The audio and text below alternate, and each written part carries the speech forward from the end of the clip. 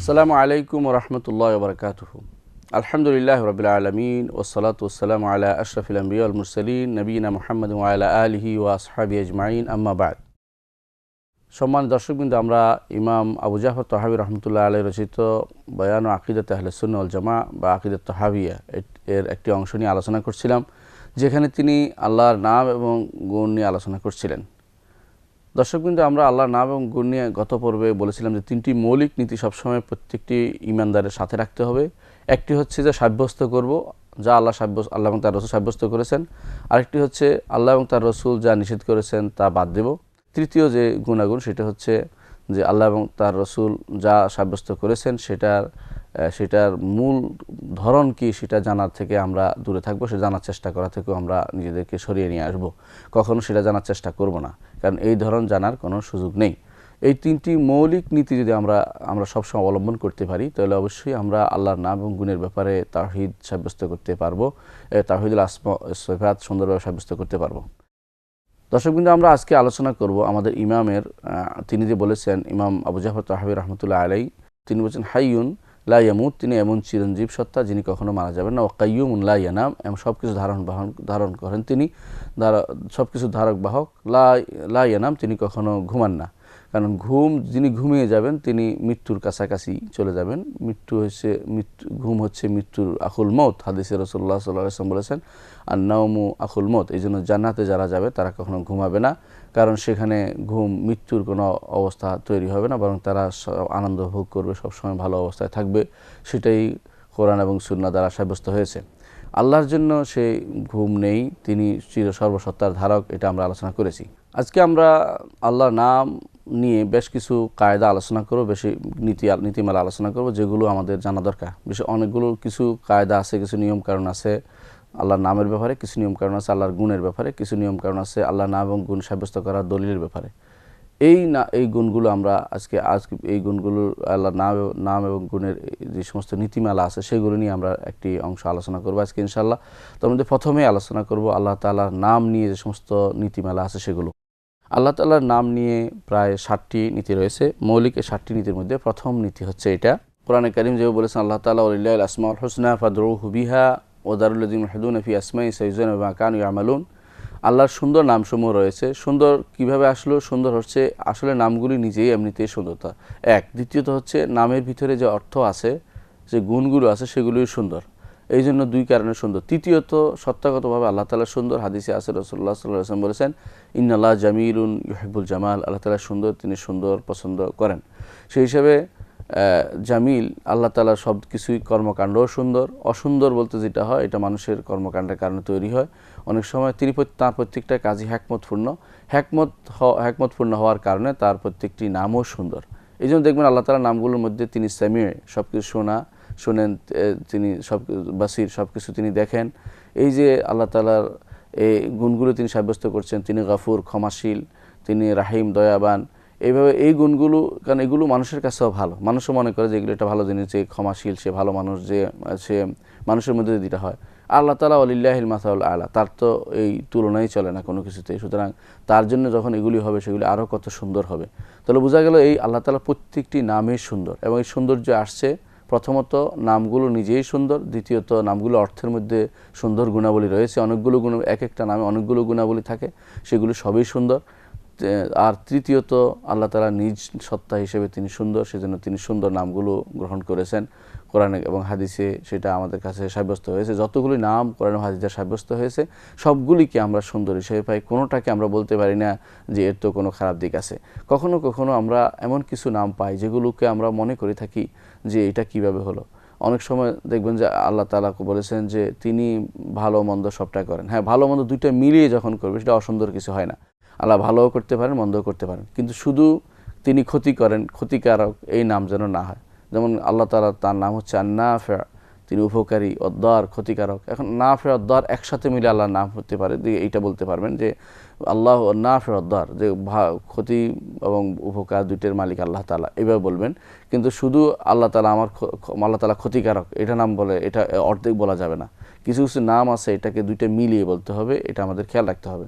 যেমন আল খাফিদ ওয়ার রাফি', তিনি কাউকে মান উন্নত করেন, কাউকে মান অবনতি দেন। তো সুতরাং আল্লাহ তাআলাকে তাকে খাফেদ বলা যাবে না, বরং তাকে সবসময় বলতে হবে যে আল খাফেদ আর রাফে, যে তিনি মান অবনতিও দেন মান উন্নতিও দেন, দুইটা একসাথে বলতে হবে। এই নীতিমালা অবলম্বন করতে হবে, কারণ সৌন্দর্য আল্লাহ তাআলার যেগুলি আল্লাহ তাআলার নাম এবং গুণগুলি সুন্দর হিসাবে সেই নাম এবং গুণের সৌন্দর্য সবসময় রক্ষা করতে হবে এবং মনে রাখতে হবে কোরআন এবং সুন্নাহ যা এসেছে তার কোনো না কোনোভাবে অবশ্যই সুন্দর। অনেক সময় মানুষের কাছে হয়তো সেটা দৃষ্টিকর হয় না, কিন্তু আসলে সেটা সুন্দর, কারণ আল্লাহ তাআলা নিজে বলেছেন ওয়ালিল্লাহিল আসমাউল হুসনা ফাদউহু বিহা, যত সুন্দর নাম আল্লাহ তাআলার জন্য আল্লাহ তাআলা নিজে সাব্যস্ত করেছেন, তিনি নাম এবং গুণগুলোর মালিক, সেগুলো দিয়ে আমাদেরকে তাকে আহ্বান করতে আল্লাহ তাআলা নির্দেশ দিয়েছেন ফাদউহু বিহা, তোমরা এই নাম এবং গুণগুলো দিয়ে তাকে আহ্বান করো। দ্বিতীয় যে কায়দা গুরুত্বপূর্ণ সেটা হচ্ছে আসমাউল্লাহ আলামুন ওয়া আসাফ, আল্লাহর নাম এবং গুণগুলো সেগুলি একদিক থেকে আল্লাহ তাআলার আলাম, তার নামের পরিচায়ক, আর অন্য দিক থেকে সেগুলি তার গুণের পরিচায়ক। প্রত্যেকটি নামের সাথে কোনো না কোনো গুণ রয়েছে। যেমন আল্লাহ তাআলার রাহিম, এটা একটা নাম আল্লাহ তাআলা, এই জন্য আমরা বলি আব্দুর রাহিম, যে কিন্তু রাহিম নাম এটা যেমন আলাম একজন সত্তাকে বোঝাচ্ছেন আর রাহিম দিয়ে, অথবা আপনি আর রহমান দিয়ে আল্লাহ সত্তাকে বোঝাচ্ছেন, সাথে সাথে এর আলাম রয়েছে, এর আওসাফ রয়েছে, গুণাগুণ রয়েছে, এই শব্দের ভিতরে গুণ রয়েছে। এই জন্য যদি এমন কোনো নাম হয় এমন কোনো নাম কেউ সাব্যস্ত করে যে এই নামটির মধ্যে গুণ নেই, তখন সেই নামটি আল্লাহর জন্য প্রযোজ্য হবে না, সেই নামটি আল্লাহর জন্য প্রযোজ্য হবে না।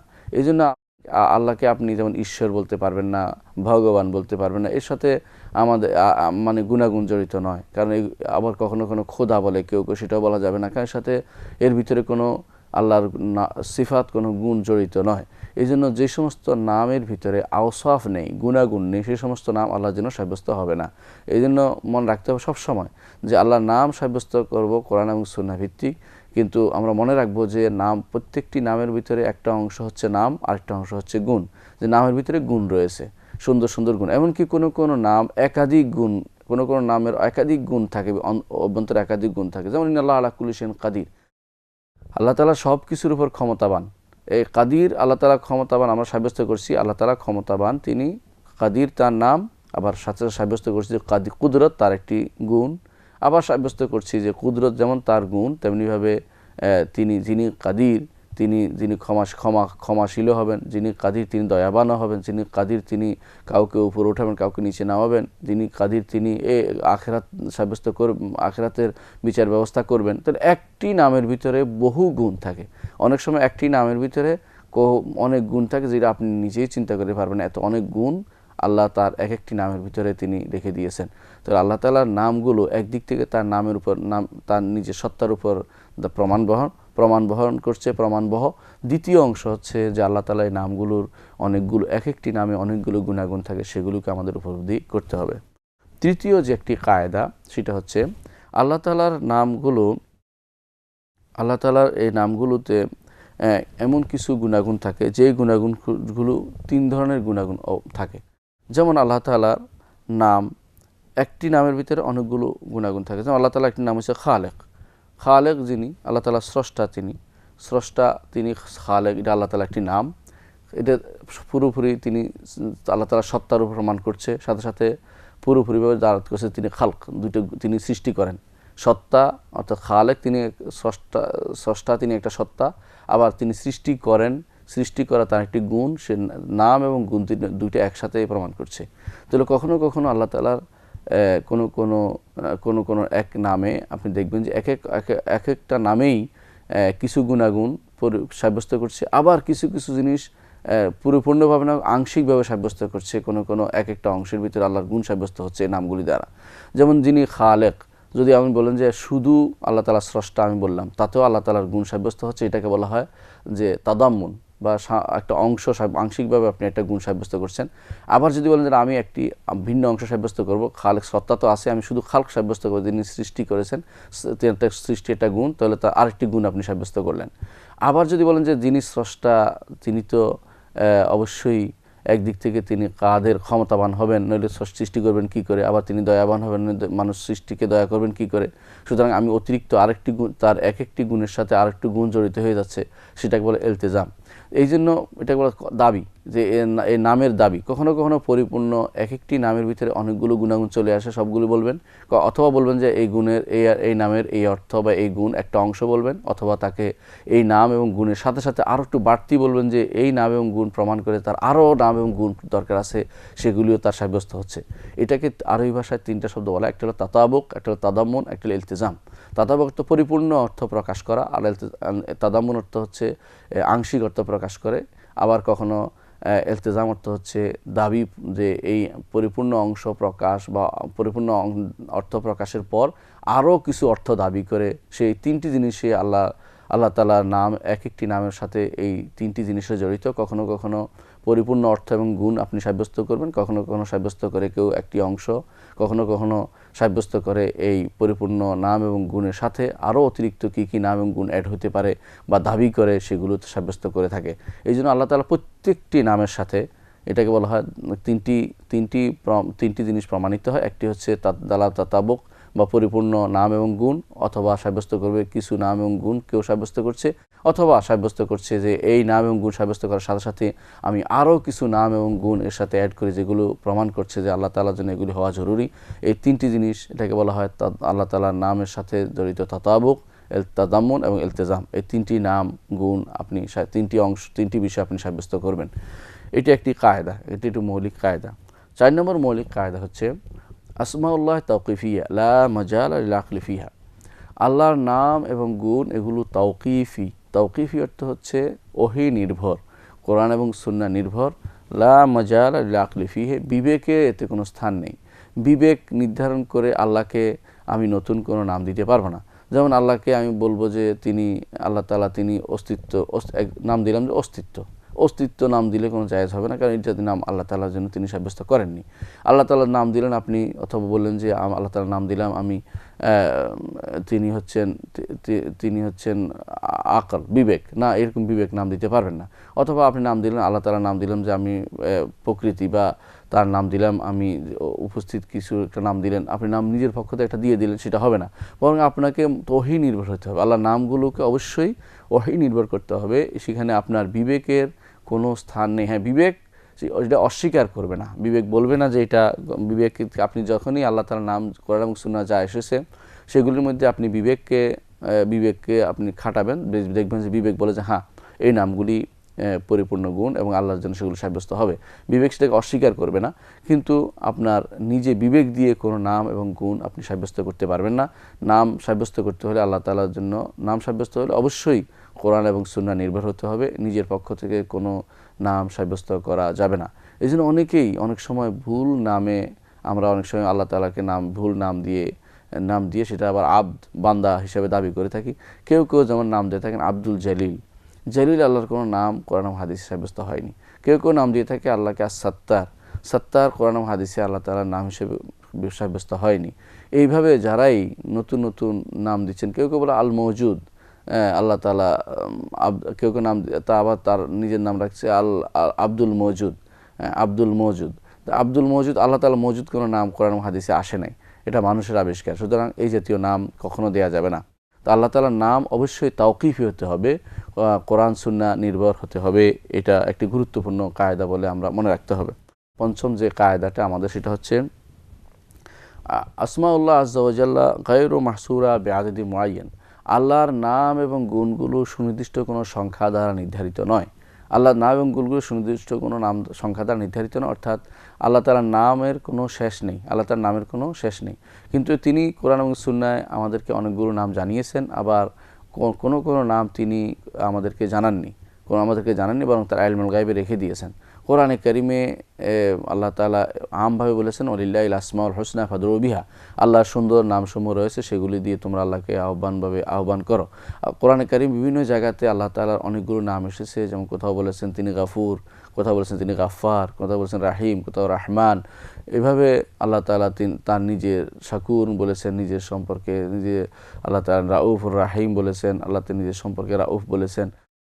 নিজের নাম আল্লাহ তাআলা কোরআনে কারিমে বহু জায়গায় তিনি সেটা উল্লেখ করেছেন। রাসূলুল্লাহ সাল্লাল্লাহু আলাইহি ওয়াসাল্লাম আল্লাহর জন্য অনেকগুলো নাম উল্লেখ করেছেন, কিন্তু এর অর্থ এই নয় যে এর বাইরে আর কোনো নাম নেই, বরং কোরআন ও সুন্নাহ বহু নাম রয়েছে, সেই নামগুলোকে আমাদের সাব্যস্ত করতে হবে, কিন্তু এগুলোই আল্লাহ তাআলার আল্লাহ তাআলার একমাত্র নাম এটা বলা যাবে না, বরং আল্লাহ তাআলার এমন অনেকগুলো নাম রয়েছে যেগুলো তিনি কাউকে বলেননি।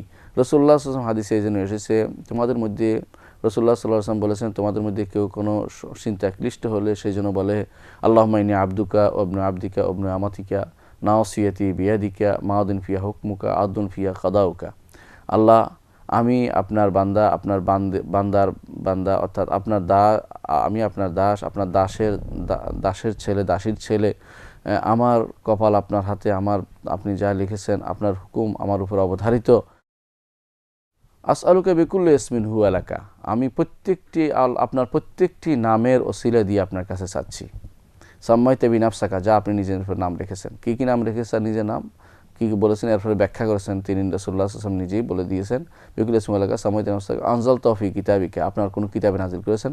আও আল্লামতাহু আহাদাম মিন খালকিকা, কিতাবে নেই, কোনো বান্দাকে শিখিয়ে দিয়েছেন, যেমন কোনো নবীকে পূর্ববর্তী শিখিয়ে দিয়েছেন। আও আল্লামতাহু আহাদাম মিন খালকিকা আও ইসতাআসারতা বিহি ফি ইলমিল গায়বি ইনদাকা, অথবা আপনার গায়বে কিছু নাম রেখে দিয়েছেন যা মানুষকে জানাননি।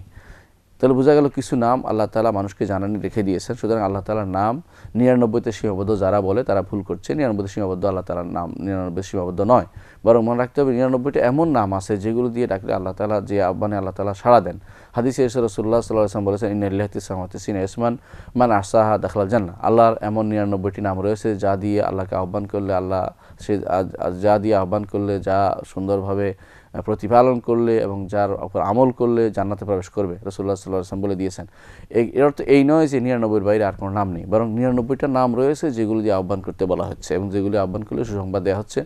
এর অর্থ হচ্ছে এর বাইরে যখন আপনি অন্যান্য নাম দিয়ে আহ্বান করবেন, যদি সেটা গুনাহ হবে না, অন্য নাম যদি পাওয়া যায়। কোরআন এবং সুন্নাহয় 99-এর বাইরেও বেশি অনেক নাম পাওয়া যায়, কোরআন এই 99টা নামের বাইরেও।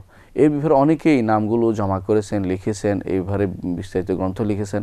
বোঝা গেল যে নামের ব্যাপারে আমরা খেয়াল রাখবো যে নাম 99তে সীমাবদ্ধ নয়, তবে কোরআন এবং সুন্নাহ যা এসেছে প্রমাণিত সেগুলো যদি কোনো জমা করা হয় 99 কখনো হয়, কখনো বেশি হয়ে যায়। বেশি হলে কোনো সমস্যা নেই, সবগুলো দিয়ে আল্লাহকে ডাকতে হবে। কোরআনে কারিম আল্লাহ বলে দিয়েছেন, ওয়ালিল্লাহিল আসমাউল হুসনা ফাদউহু বিহা, আল্লাহর অনেক নাম এবং গুণ রয়েছে, সেগুলি তোমরা তাকে আহ্বান করো। আমরা এই পর্বে আল্লাহর নামের ব্যাপারে 5টি নীতির কথা আলোচনা করেছি। 1 নম্বর হচ্ছে আল্লাহর নামগুলো সুন্দর সবগুলো। দ্বিতীয় হচ্ছে আল্লাহর নামগুলো একদিক থেকে নাম, অন্য দিক থেকে গুণ। তৃতীয় হচ্ছে আল্লাহর নামগুলো কখনো পরিপূর্ণ অর্থ প্রকাশ করতে পারে, দুই নাম এবং গুণের, আবার কখনো সেখানে শুধু গুণের আলোচনা করতে পারে। চতুর্থ, আবার কখনো সেটার দাবিও আসতে পারে। আবার 4 নম্বর যে কায়দাটি আমরা একটু আগে আলোচনা করলাম তা হচ্ছে আল্লাহর নাম এবং আল্লাহর নামগুলো সবই হচ্ছে তাওকিফি, ওহী নির্ভর। 5 নম্বর হচ্ছে আল্লাহর নাম 99 বা কোনো সংখ্যা দ্বারা নির্ধারণ করা যাবে না। পরবর্তী পর্বে ইনশাআল্লাহ আল্লাহর নাম এবং গুণের আরও কিছু নীতিমালা আলোচনা করব। ততক্ষণ আপনারা ভালো থাকুন, সুস্থ থাকুন। আসসালামু আলাইকুম ওয়া রাহমাতুল্লাহি ওয়া বারাকাতুহু।